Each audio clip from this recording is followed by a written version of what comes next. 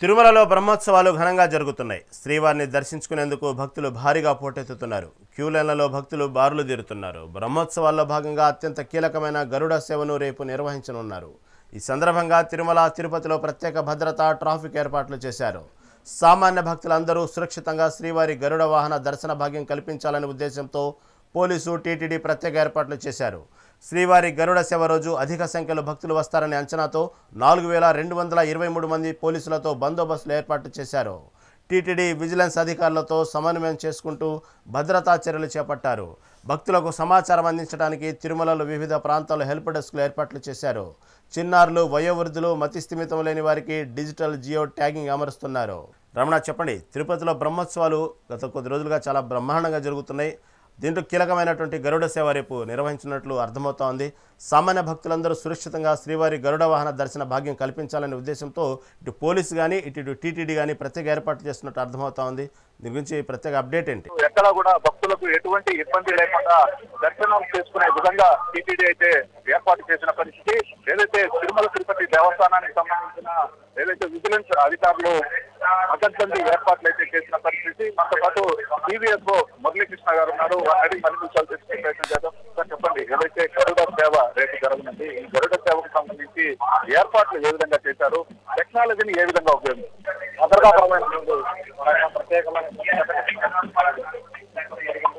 సుమారు 2000 మంది విజిలెన్స్ ఈ సేవల కోసం ఎన్నో పాయింట్స్ ఏవైతే ఉన్నాయో అన్నింటిలో ఇది భక్తులందరినీ తీసుకునే క్రమంలో వాళ్ళందరినీ కూడా స్క్రీనింగ్ తర్వాత ఏర్పాటు చేస్తూ భక్తులకు ఏ అసౌకర్యం కూడా జరగకుండా ఉంటుంది. వాళ్ళందరూ కూడా దర్శనం అనేటువంటి స్వామివారి దర్శనం మొబైల్ అప్లికేషన్ కూడా యాడ్ చేయడం జరిగింది. వీటితో పాటుగా ట్రాఫిక్ అనేది గా ఉంటుంది కాబట్టి తిరుమలలో ఉన్నటువంటి పార్కింగ్ పూర్తిగా ప్రత్యామ్నాయంగా తిరుపతిలో కూడా ప్రత్యేకమైనటువంటి పార్కింగ్ ఏరియాస్ డెవలప్ చేసిన దానికి సంబంధించి టైం బోర్డ్స్ కానీ అలాగే అనౌన్స్మెంట్స్ కానీ ఎప్పటికప్పుడు తెలియపరచడం అనేది జరుగుతుంది. ప్రజలందరికీ కూడా పోలీసు వారు సెక్యూరిటీ విభాగం ఇచ్చినటువంటి సూచనలు ఎప్పటికప్పుడు స్వీకరించి వాటిని తప్పకుండా ఫాలో అవుతూ భగవంతుని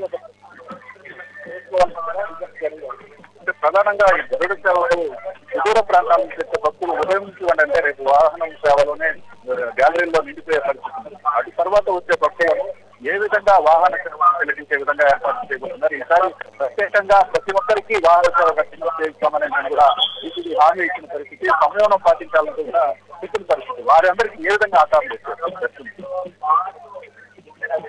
గ్యాలరీలో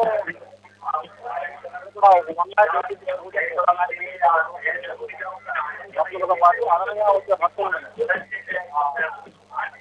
4 మానవీయుల యొక్క కార్నర్స్ లీడర్ లైన్ ఏర్పాటు లీడర్ లైన్స్ లో భక్తులందరికీ కూడా టూ లైన్స్ ఏవైతే ఉన్నాయో వాటిని కార్నర్ లో వాళ్ళకి దర్శన వాటిని కలిగించే విధంగా ఏర్పాటు చేస్తారు. వీటితో పాటు ఇంకా అదనంగా వచ్చినటువంటి భక్తులకు ప్రత్యేకంగా దర్శన భాగ్యం కలిగించే విధంగా మానవీయులు మరియు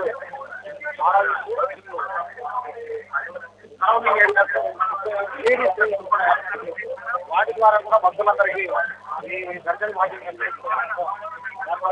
పాటు మొబైల్ అప్లికేషన్ కూడా ఉపయోగించి ప్రత్యేకంగా ట్రాఫిక్ సహాయపడడానికి ఏఎన్పిఆర్ అల్పిల్లో కానీ రియల్ టైంలో ఎన్ని వెహికల్స్ అనేటువంటి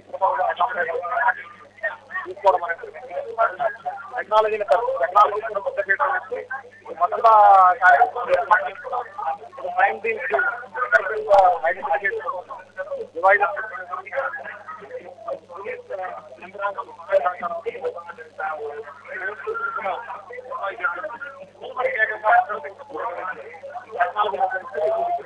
అంటే ప్రధానంగా భక్తులు ప్రధానమైన సూచన భక్తులందరూ కూడా